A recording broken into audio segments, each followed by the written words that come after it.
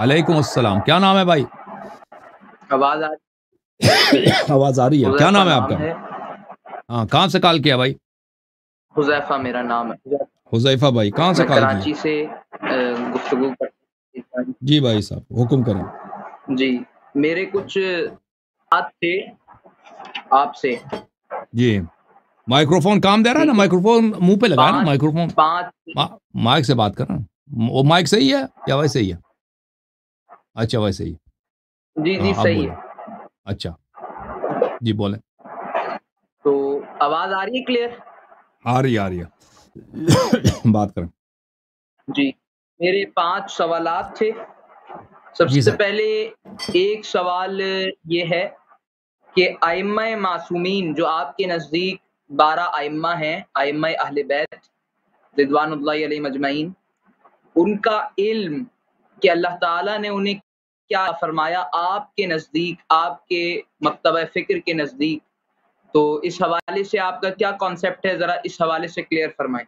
تو نبی صلی اللہ علیہ وآلہ وسلم کے علم کے وارث ہیں. اللہ تعالیٰ نے نبی صلی اللہ علیہ وآلہ وسلم کو علم ما کان و ما یکون دیا تھا، یعنی جو ہوا ہے اور جو ہوگا اس کا علم اللہ نے اپنے نبی حبیب صلی اللہ علیہ وآلہ وسلم کو عطا کیا تھا. اور جو بھی بشر کو حاجت ہے، انسانیت کو قیامت تک جن باتوں کی حاجت ہے کہ اللہ مختلف مسائل پیش آتے ہیں، پرابلمز پیش آتے ہیں، بیماریاں پیش آ جاتی ہیں، شرعی مسائل، دنیائی مسائل، ان کا حل اور ان کا ارشاد اللہ نے اپنے حبیب صلی اللہ علیہ وسلم کو عطا کیا تھا، کیونکہ وہ آخری نبی ہیں، ان کے بعد کوئی نبی نہیں آئے گا.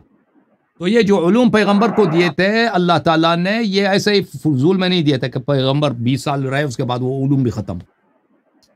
یہ علوم انہوں نے اپنے نبی صلی اللہ علیہ وآلہ وسلم نے اپنے اوصیاء میں منتقل کیے.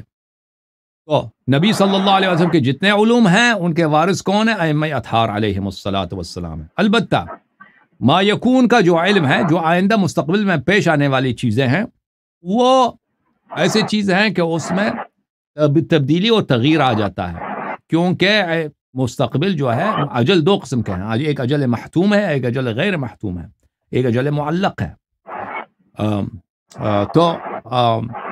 تو اللہ تعالیٰ کی جو باتیں چینج ہوتی ہیں وہ شب قدر کو جو باتیں قابل چینج ہیں وہ شب قدر کو ائمہ اطہار علیہم الصلاۃ والسلام کو تنزل الملائکۃ والروح فیہا باذن ربہم من کل امر وہ ہوتا ہے. ٹھیک ہے نا؟ لیکن وہ حلال و حرام نہیں ہوتی، وہ ما یکون کی باتیں، مقدرات کی باتیں. جی ہم ٹھیک ہے. اچھا دوسرا یہ ہے میرا سوال آپ سے کہ امامت کا جو کانسیپٹ ہے، امامت کا آپ کے مکتبہ فکر کے نزدیک، ذرا اس حوالے سے بھی کلیئر کریں. تو اللہ تعالیٰ نے اپنے حبیب صلی اللہ علیہ وآلہ وسلم کو خلائق کے ہدایت کے لیے بھیجا ہے.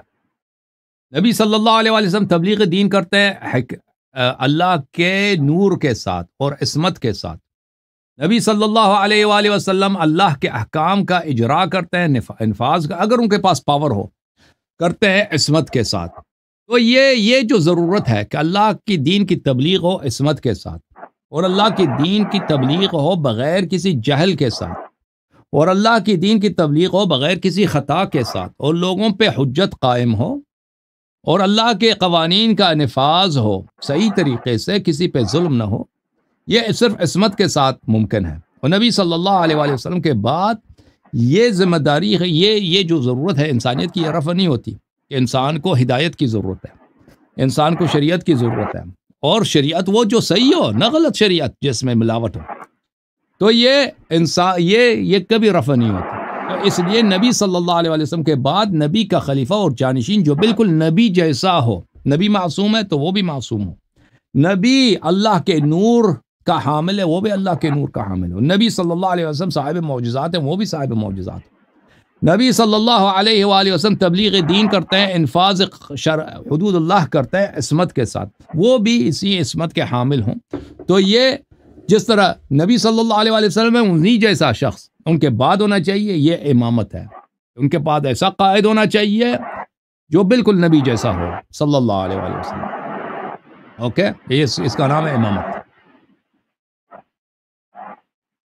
مزید کوئی سوال ہے بھائی؟ تو ابھی آپ نے کہا کہ آپ نے کہا کہ نبی علیہ الصلوۃ والسلام کی طرح ہی ان کے بعد ایک شخص ہونا چاہیے، یہ امامت ہے۔ تو اس سے ختم نبوت پہ فرق نہیں آئے گا؟ جو باتیں بالدلیل خارج ہے نا، بالدلیل خارج ہیں، استثناء ہے، وہ استثناء ہے۔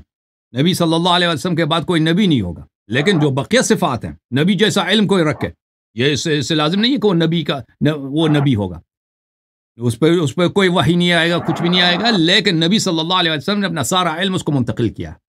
اب وہ نبی صلی اللہ علیہ وسلم جیسا معصوم ہوگا، اس کا کوئی خطا نہیں ہوگا، کوئی ضروری نہیں ہے کہ کوئی یہ نہیں ہے کہ نبوت اور عصمت یہ مترادف ہیں، اگر نبی ہے تو معصوم بھی ہے، اگر معصوم ہے تو نبی بھی ہے۔ تو وہ جو مخصوص ہے نبی صلی اللہ علیہ وآلہ وسلم کے لیے کہ رسالت ہے، نبوت ہے، نزول قرآن ہے، وہ نبی کی صلی اللہ علیہ وسلم کے لیے مخصوص ہے۔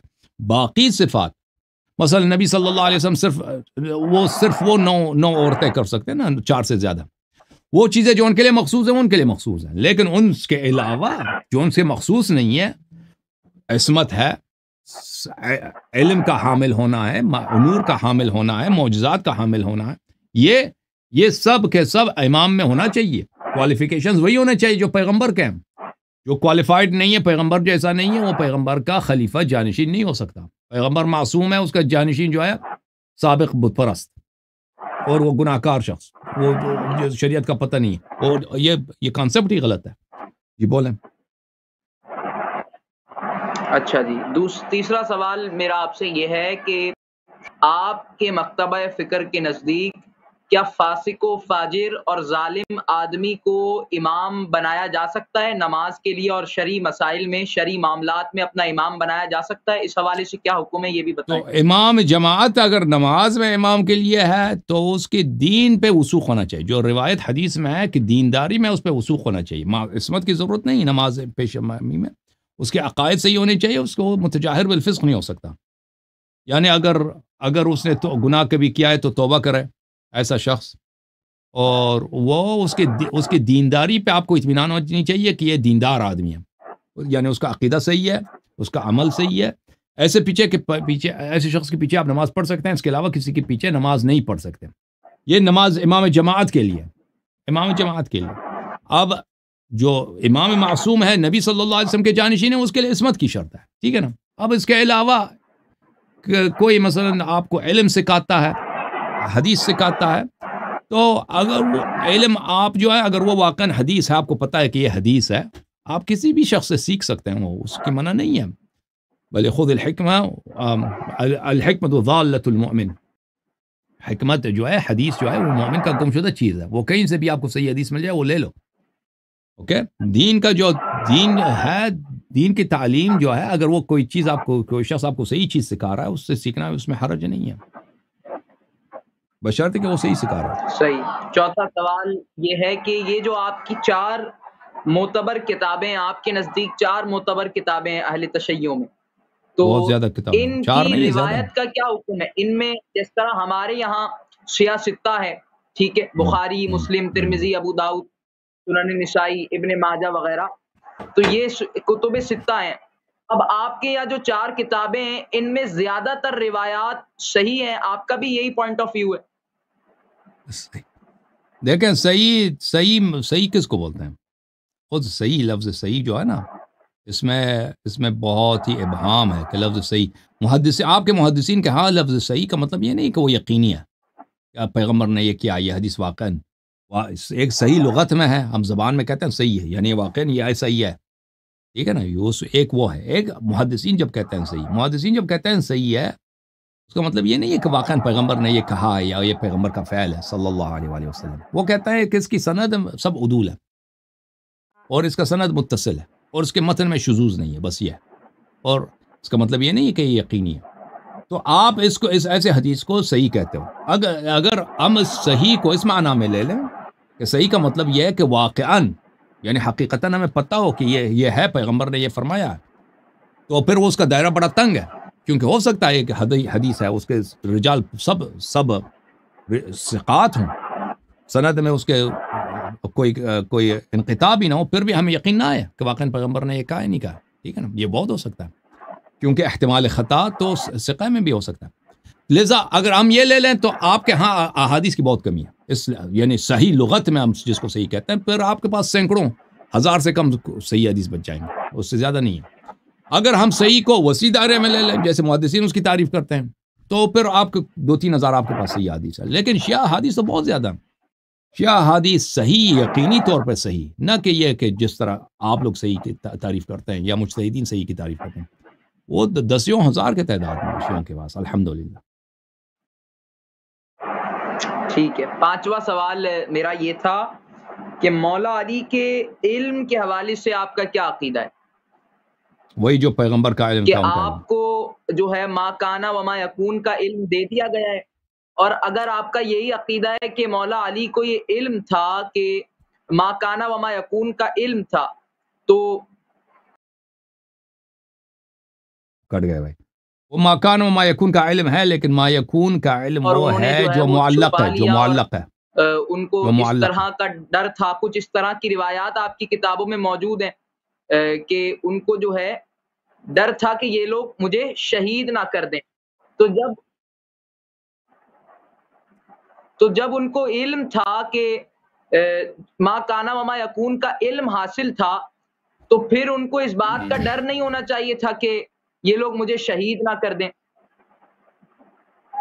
کیونکہ یہ دونوں باتیں میچ نہیں کر رہی نا، جو ہو چکا ہے، جو ہوگا، ما کانا وما یکون کا علم، اور پھر دیکھیں وہ آپ کی نہ سمجھی ہے نا۔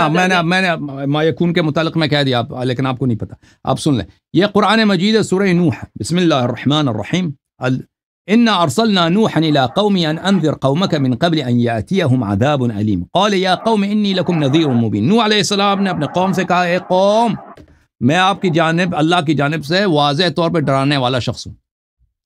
ان اعبدوا الله واتقوه واطيعون، کہ تم اللہ کی عبادت کرو اور اللہ سے ڈرو اور میری اطاعت کرو۔ یغفر لکم من ذنوبکم ویؤخرکم الی اجل مسمی، اگر تم اللہ کی عبادت کرو اور تقوی اختیار کرو اور میری اطاعت کرو، اس کا نتیجہ کیا ہوگا؟ یغفر لکم من ذنوبکم، آپ کے گناہوں کی مغفرت ہوگی، ویؤخرکم الی اجل مسمی، اجل معین تک، اجل معین تک آپ کی موت جو ہے مؤخر کی جائے گی، اس سے پہلے آپ پہ موت نہیں آئے گی۔ ان اجل اللہ اذا جاء لا یؤخر لو کنتم تعلمون، اللہ کی جب اجل آ جاتی ہے تو وہ تاخیر نہیں ہوتی۔ تو اس کا کیا مطلب ہے کہ اگر تم دیکھو، اگر تم میری طاعت کرو اور ایمان لاؤ، تقوی اختیار کرو، اللہ کی عبادت کرو، تو تمہیں اجل مسمی تک تو تمہیں مہلت ملے گا، اور اجل مسمی جب آ جاتا ہے تو اس کی تاخیر نہیں ہوتی۔ اس کا کیا مطلب کیا ہے؟ ٹھیک ہے، تو اس کا مطلب یہی ہوا کہ اس کو 2 اجل، اگر یہ طاعت کریں گے، یہ ایمان لائیں گے، یا اچھا راستہ اختیار کریں گے، تو ان کو اجل مسمی تک مہلت ملے گا، ان کی عمر لمبی ہو جائے گی، اور اگر نہیں کریں گے تو ان پہ اس سے پہلے عذاب آئے گا، اس سے پہلے مریں گے۔ ٹھیک ہے نا۔ ما یکون جو ہے قابل علم ما کان و ما یکون، جو آگے ہونے والا ہے وہ ہمیشہ قابل تغییر ہے۔ ملاحظہ فرمائیے، آپ کی خدمت میں عرض کروں کہ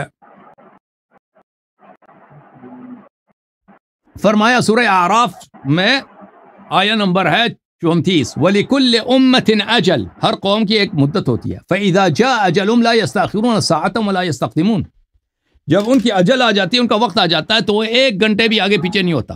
یہ کون سا ہے؟ وہ اجل مسمی ہے، اجل مسمی ہے۔ اچھا، میں آپ کی خدمت میں عرض کروں کہ اس آیہ کے ذیل میں تفسیر الدر منثور میں، یہ تفسیر الدر منثور چاپ دار الفکر جزء 3 یہاں پر، وَلِكُلِّ أُمَّةٍ أَجَلٌ فَإِذَا جَاءَ أَجَلُهُمْ لَا يَسْتَأْخِرُونَ سَاعَةً وَلَا يَسْتَقْدِمُونَ، اس کے ذیل میں روایت، بہت ساری روایات ہیں۔ مثلا جاء سعد بن وقاص فقال، سعد بن ابی وقاص نے کہا، یا رب ان لی بنین صغارا فاخر عنی الموت حتی یبلغوا، فاخر عنہ الموت 20 سنہ۔ سعد بن وقاص نے دعا کی کہ اللہ میرے چھوٹے بچے ہیں، مجھے ابھی موت نہ دینا۔ اللہ تعالیٰ نے اس کی موت میں تاخیر داری 20 سال تک۔ مسرہ النساء فی الاجل، النساء بولتے ہیں تاخیر کو، والزیادۃ فی الرزق فلیصل رحمہ۔ صوبہ احمد نے صوبان سے روایت کی ہے نبی صلی اللہ علیہ وسلم سے کہ جو شخص چاہتا ہے کہ اس کی عمر طول ہو جائے تو وہ کیا کرے؟ صلہ رحم کرے۔ اچھی بات ہے، اس کی روایت بہت زیادہ ہے۔ تو اجل 2 قسم کے میرے بھائی، آنے والی چیزیں دو قسم کے، ایک ابھی آپ کے موت واقع ہو سکتی ہے، ایک آپ کا اجل مسمہ ہے، وہ اجل مسمہ وقت آ جائے تو وہ پیچھے نہیں ہٹتا. وہ اجل مسمہ جو جب آ جاتا نا کہ اللہ تعالیٰ نے لوح محفوظ میں لکھا ہے کہ اس شخص کی عمر 80 سال ہوگی، جب وہ 80 سال آ جاتا ہے تو وہ ایک گھنٹہ بھی آپ کو مزید نہیں ملے گا، وہ آپ مر جائیں گے. لیکن اس سے پہلے اگر آپ گناہ کریں، آپ زنا کریں، آپ شراب پئیں، آپ قطع رحم کریں، آپ ہو سکتا ہے آپ کی موت اس سے پہلے آ جائے، یا اس سے پہلے آپ جا کے خودکشی کریں، آپ کی موت پہلے آ جائے گی. یہ سیٹ نہیں ہے. آپ کی خدمت میں عرض کروں،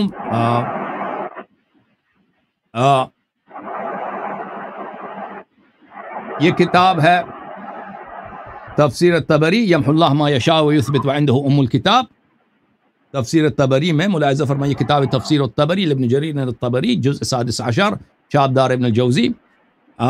یہاں پر یمحو اللہ ما یشاء ویثبت وعندہ ام الکتاب، اس کے ذیل میں بہت سارے روایات نقل کیا. یہ ہے یمحو اللہ ما یشاء ویثبت وعندہ ام الکتاب، سورہ مبارکہ رعد آیہ نمبر 39، کہ اللہ چاہتا ہے جو چیز محو کرتا ہے، جو چیز وہ ثابت کرتا ہے، برقرار رکھتا ہے، اللہ کے نزدیک ہے ام الکتاب. اس کے ذیل میں ملاحظہ فرمائیے، اللہم ان کنت کتبتنی فی اہل الشقاء فامحنی واثبتنی فی اہل السعادہ. اے اللہ اگر تو نے مجھے اہل شقاوت میں لکھا ہے، عبداللہ بن مسعود دعا کرتے تھے، اس محو کر دو اور مجھے اہل سعادت میں لکھو. آپ کی خدمت میں عرض کریں کہ یہاں پر یمحو اللہ ما یشاء من عبور عبادہ فیغیرہ الا الشقاء والسعادہ فانہما لا یغیران. اللہ تعالیٰ جو چاہتا ہے اپنے عباد کے امور سے محو کرتا ہے، الا شقاء والسعادہ، عمر وغیرہ یہ قابل چینج ہے. تو عرض یہ ہے کہ ٹھیک ہے امیر المؤمنین علیہ السلام کو ما یکون کا علم ہے، لیکن ما یکون جو ہے قابل تغییر ہے. میں نے آپ کو پہلے کہہ دیا کہ قابل تغییر ہے. وہ اجل جو ہے وہ قابل تغییر ہے. اگر وہ ایک اجل مسمہ ہے جو چینج نہیں ہوتی. مثلا آپ کی عمر 90 سال اللہ نے لکھ دیا لوح محفوظ میں، 90 سال سے زیادہ نہیں ہو سکتی، لیکن 90 سال سے پہلے آپ خودکشی کریں، آپ جنگ میں جائیں، آپ کچھ کریں، اور آپ کی موت، یا آپ مثلا قطع رحم کر دیں، آپ کی موت کم ہو جاتی ہے، آپ کی عمر کم ہو جائے، آپ کی موت آ جائے گی. تو اس لیے کہنا کہ امیر المؤمنین علیہ السلام کو پتہ ہے کہ بھئی وہ تو ان کو پتہ ہے کہ وہ کبھی شہید ہی نہیں ہوں گے، اس لیے ان کی بہادری کا کوئی وہ فضیلت نہیں ہے. یہ بات آپ کی غلط ہے، کیونکہ اللہ تعالیٰ نے ان کو وہ علم ہے جو غیر قابل تغییر ہے، وہ علم اللہ تعالیٰ نے اہل بیت علیہ السلام کو نہیں دی ہے، وہ اللہ تعالیٰ نے اپنے لیے محفوظ کیا. اہل بیت علیہ السلام کو وہ علم دیا ہے جو چینج ہوتی رہتی ہے، جس میں بدعہ آ جاتی ہے، جس میں محو ہوتی ہے. تو امیر المؤمنین علیہ السلام کو ہو سکتا ہے کہ اس سے وہی جنگ میں جائیں وہ شہید ہو جائیں، ہو سکتا ہے جنگ میں جائیں شہید ہو جائیں وہ، اور ہو سکتا ہے مثلا وہ بستر رسول پہ سوئے ہیں، کفار ان کو قتل کر دیں، ہو سکتا ہے، بالکل ہو سکتا ہے قتل کر دیں. ٹھیک ہے نا، کیونکہ یہ قابل تغییر ہیں. اللہ تعالیٰ نے وہ علم دیا جو قابل تغییر ہے، وہ علم جو غیر قابل تغییر ہے وہ اللہ تعالیٰ نے صرف اپنے لیے محفوظ کی ہوئی ہے. اوکے، سمجھ آئی بات آپ کو؟ وہ نہیں سمجھ آئی؟ کس طرح دیکھ رہا ہے بھائی بچہ؟